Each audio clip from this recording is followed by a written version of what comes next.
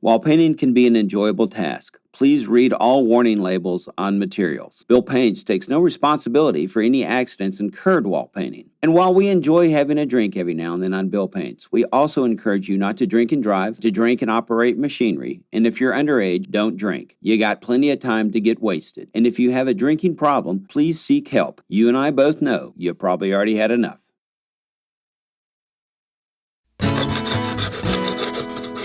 Welcome to Bill Paints. I answered an ad on the internet for a painter, and this is what I got.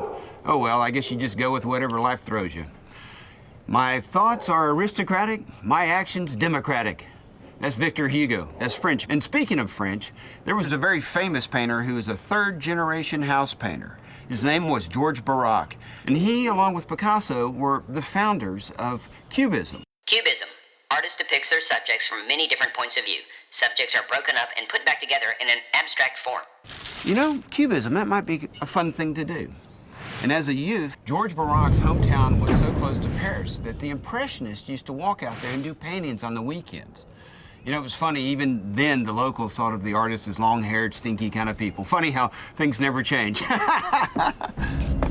What's all the action out here? What's the talking? I hired you to paint, not talk. Come out here to tell you it's lunchtime, but you gotta work before you can have some lunch. And what are we doing with the camera up here? This is painting. Yes, sir. I think my charming boss just gave me an idea. I can hear you! Back to work! Follow me as I go through the process of creating a painting.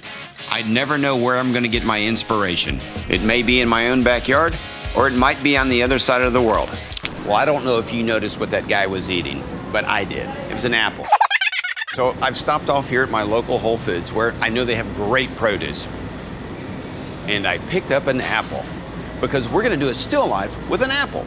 Still life, a work of art depicting an arrangement of inanimate objects, anything that does not move or that is dead.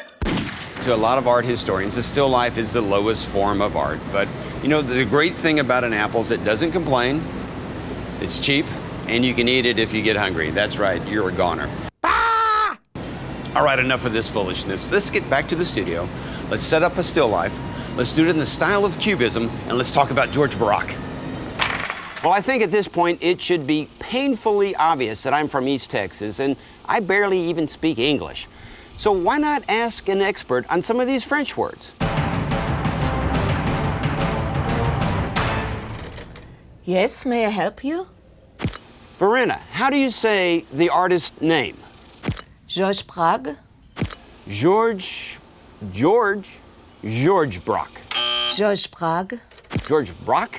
George Braque? Braque? George Braque. Whew. Well, that was great. Thank you so much. You're welcome.